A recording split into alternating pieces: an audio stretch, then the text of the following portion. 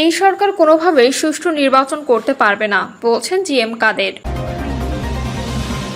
এদিকে বাংলাদেশ বিরোধী কর্মকাণ্ডের কথা জানে না ভারতের সরকার। জানাবো জামাতকে নিয়ে নিশ্চিত ঐক্যের পথে ইসলামী দলগুলো।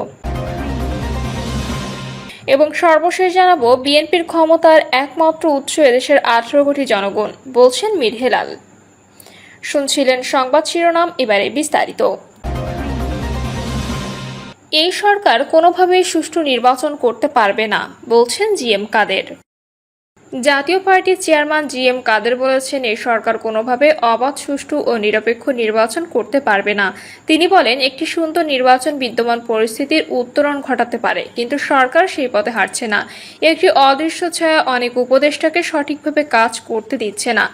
আজ বিকেলে কাকরাইলে জাতীয় পার্টির কেন্দ্রীয় কার্যালয়ে দলের প্রেসিডিয়াম সদস্যদের এক জরুরি সভায় জিএম কাদের এই কথা বলেন। এতে তিনি সভাপতিত্ব করেন।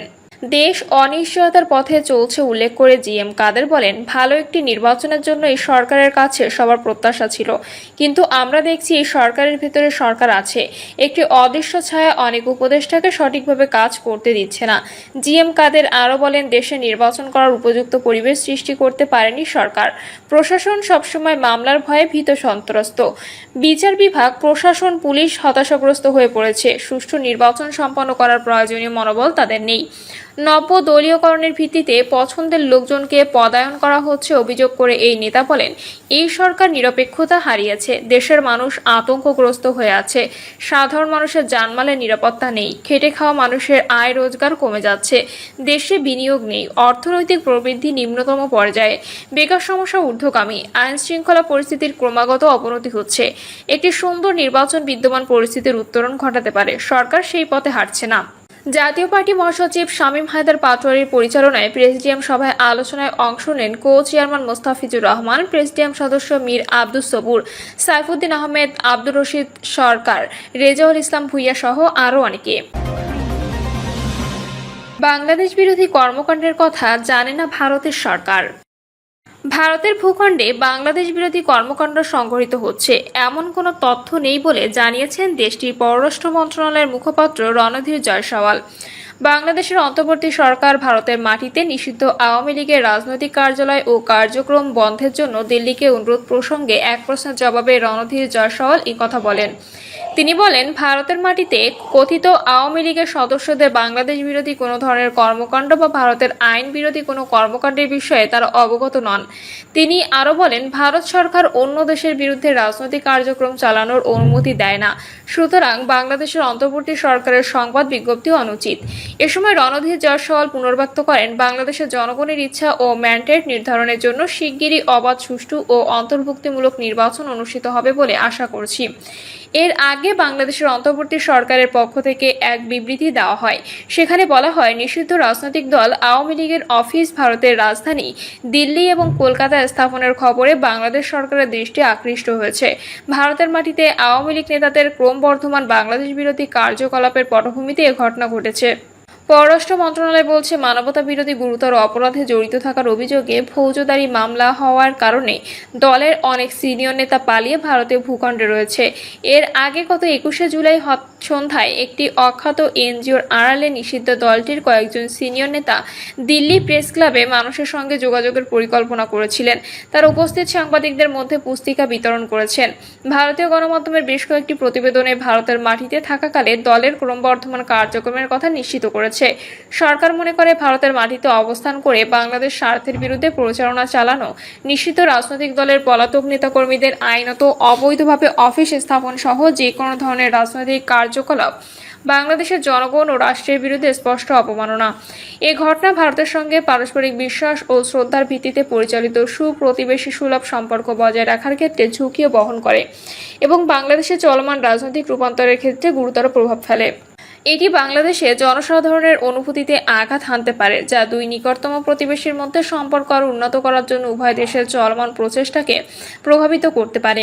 বিবৃতিতে এ ধরনের কার্যকলাপের অনুমতি ও সমর্থন না দেওয়া এবং আওয়ামী লীগের রাজনৈতিক কার্যালয়গুলো অবিলম্বে বন্ধ করার জন্য অনুরোধ জানানো হয়। এছাড়া ভারতের মাটি ব্যবহার করে বাংলাদেশ বিরোধী কোনো কার্যক্রম যাতে কেউ চালাতে না পারে, বিষয়টি নিশ্চিত করার জন্য ভারত সরকারের প্রতি বাংলাদেশ অনুরোধ জানায়। জামায়াতকে নিয়েই নিশ্চিত ঐক্যের পথে ইসলামী দলগুলো। 2026 সালের ফেব্রুয়ারি মাসে জাতীয় সংসদ নির্বাচনের বিষয়ে দৃঢ় প্রতিজ্ঞ অন্তর্বর্তী সরকার।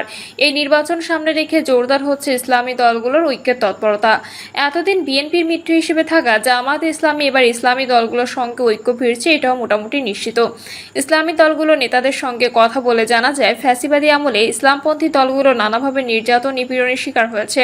24-এর গণঅভ্যুত্থানের পর নতুন বাংলাদেশকে বিবেচনায় নিয়ে আদর্শিক দ্বন্দ্ব ভুলে বৃহত্তর স্বার্থে এক হওয়ার জন্য ঐক্যের প্রক্রিয়া অনেক দূর এগিয়ে নিয়েছেন তারা। জামায়াতকে নিয়ে এই ইসলামী জোটের সমীকরণ এগোচ্ছে।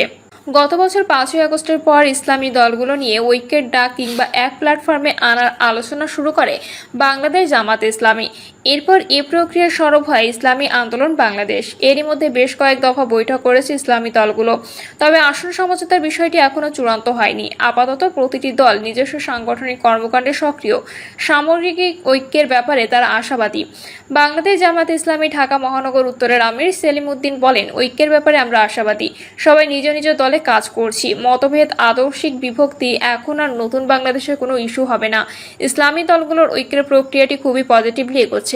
90% মুসলমানের দেশ, মতভেদ ভুলে সবাই পাশে থাকবে, ঐক্য হবেই।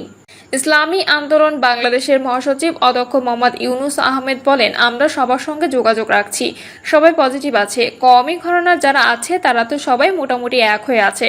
সব দলের সঙ্গে যোগাযোগ, মিটিং চলছে। এরপর শিডিউল ঘোষণার আগে বা পরে আমরা বসে আসন বন্টনের মাধ্যমে সমঝোতা করব। আমরা সমঝোতার দিকে যাচ্ছি, এটা নিশ্চিত। তিনি বলেন, জামাত সহ ঐক্য হবে, এটা মোটামুটি নিশ্চিত। এখনো পর্যন্ত বাংলাদেশের জামাতে ইসলামী, ইসলামী আন্দোলন বাংলাদেশ, বাংলাদেশ খেলাফত মজলিস, নিজামে ইসলাম পার্টি, বাংলাদেশ খেলাফত আন্দোলন ঐক্যের ব্যাপারে পজিটিভ। আশা করি সমঝোতাও হবে। আপাতত প্রত্যেক দল তার এলাকায় কাজ করছে। আসন সমঝোতার সময় কে কোথায় নির্বাচন করবে তখন সে সিদ্ধান্ত হবে। জামায়াত ইসলামী ঢাকা মহানগর উত্তরের আমির সেলিম উদ্দিন বলেন, বিএনপি ইসলামী দলগুলোকে কাছে টানার চেষ্টা করছে। রাজনীতিতে দলে টানার চেষ্টা ওপেন বিষয়। তবে বিএনপি একটা পলিটিক্যাল পার্টি হিসেবে যদি সব জায়গায় মৌলবাদের গন্ধ পায়, তাহলে তারা বা ইসলামী দলের সঙ্গে কিভাবে যাবে? ইসলামী দলও বা তাদের কাছে কিভাবে যাবে? আমরা ঐক্যের ব্যাপারে আশাবাদী ও পজিটিভ মাইন্ডে আছি। সমঝোতার জন্য সবাই কাজ করছি। গত 25শে জুলাই এক বৈঠকে আগামী নির্বাচন সামনে রেখে ঐক্য প্রক্রিয়াকে আরও গতিশীল করার বিষয়ে ঐক্যমত পোষণ করেন কওমি ঘরানার 4 দলের শীর্ষ নেতা। বৈঠকে উপস্থিত ছিলেন বাংলাদেশ খেলাফত মজলিসের আমির মাওলানা মামুনুল হক, খেলাফত মজলিসের মহাসচিব ডক্টর আহমদ আব্দুল কাদের, নিজামে ইসলাম পার্টির সহসভাপতি মাওলানা আব্দুল মাজেদ আতাহারি, বাংলাদেশ খেলাফত মজলিসের যুগ্ম মহাসচিব মাওলানা আতাউল্লাহ আমিন ও ইসলামী আন্দোলন বাংলাদেশ থেকে উপস্থিত ছিলেন দলের মহাসচিব অধ্যক্ষ মাওলানা ইউনুস আহমদ। বৈঠকে জামায়াত ইসলামীর কোনো প্রতিনিধি না থাকলেও ইসলামী দলগুলোর ঐক্য জামায়াতকে নিয়েই এগোচ্ছে বলে জানিয়েছে ইসলামী আন্দোলন বাংলাদেশ। ইসলামী আন্দোলন বাংলাদেশের যুগ্ম মহাসচিব ও দলের মুখপাত্র মাওলানা গাজী আতাউর রহমান বলেন, আমরা নতুন শক্তিকে সামনে আনতে চাই। বিএনপির তো কোনো চরিত্র পরিবর্তন হয়নি। অতীতে যারা যা চেয়েছিল এখনো তাই করছে, সামনেও তাই করবে। যারা পুরাতন রাজনৈতিক কালচারের মধ্যে আবদ্ধ থাকতে চায়, যারা জুলাইকে সঠিকভাবে ধারণ করে না, তারাই হয়তো বিএনপির সঙ্গে যাবে। তিনি বলেন, জামাতের বাইরে যদি ঐক্যবদ্ধ হয় তাহলে সেখানে ইসলামী শক্তির যে ভোট বাক্স সেটা তো কার্যকর হবে না। তাহলে ইসলামপন্থী ভোটগুলো বিভক্ত হয়ে যাবে। এই ঐক্য তো মিনিংফুল হবে না। আদর্শিক দ্বন্দ্ব ঐক্যে কোনো বাধা সৃষ্টি করবে কি না এমন প্রশ্নের জবাবে তিনি বলেন, সব দলের মতপার্থক্য আছে। আমরা যার যার জায়গা থেকে বৃহত্তর স্বার্থে কাছাকাছি আসার চেষ্টা করছি। আমরা তো এক দল আরেক দলে যোগ দেব না। আলাদা আলাদা দল থাকবে, যার যার নীতি আদর্শ কৌশল থাকবে, কিন্তু ভোটার যাতে বিভক্ত না হয় সে বিষয়ে এক হতে হবে। এখানে অনেক চিন্তার লোক আছে, তাহলে হাদিসও আছে, তাদের সঙ্গে তো অনেকের মতবিরোধ আছে, কিন্তু নির্বাচন ইস্যুতে আমাদের এক হতে হচ্ছে। সবার ভোট আমাদের প্রয়োজন, সবাই দেশের নাগরিক। এখন কারোর সঙ্গে আমার আকিদার মিল নেই, তাই বলে কি আমরা তাদের দেশ থেকে বের করে দেব? যোগ করেন গাজী আতাউর রহমান। তিনি বলেন, এখন আমাদের সবাই দলীয়ভাবে প্রস্তুতি নিচ্ছে। জোটের বিষয়ে চূড়ান্ত মুহূর্তে বোঝা যাবে। এখন আমরা চেষ্টা করছি, সবার মধ্যে আমরা আন্তরিকতা লক্ষ্য করছি। সাধারণ মানুষের ঐক্য চাচ্ছে, তাদের বিশ্বাস এবার হয়তো ইসলামপন্থীরা এই সুযোগটা কাজে লাগাবে। বাংলাদেশ জামায়াত ইসলামীর সহকারী সেক্রেটারি জেনারেল এহসানুল মাহবুব জোবায়ের বলেন, ইসলামী দলগুলোর সঙ্গে আলোচনা চলছে। জুলাই সনদ সংস্কার এগুলো আসলে এটার সঙ্গে যুক্ত। এগুলো হয়ে গেলে জোটের বিষয়ে একটা সমাধান হয়ে যাবে। আশা করছি আমাদের ঐক্য ফলপ্রসূ হবে। আমরা আশাবাদী, সুনির্দিষ্ট হলে আমরা একটা প্ল্যাটফর্মে আসতে পারবো। প্ল্যাটফর্মের নাম এখনো নির্ধারণ হয়নি। যে নামেই হোক বা যে ফরম্যাটেই হোক একসঙ্গেই হবে। প্রিয় দর্শক, এই ছিল এখনকার সর্বশেষ সংবাদ। আপডেট সব সংবাদ পেতে চ্যানেলটি সাবস্ক্রাইব করে বেল আইকনটি ক্লিক করে রাখুন।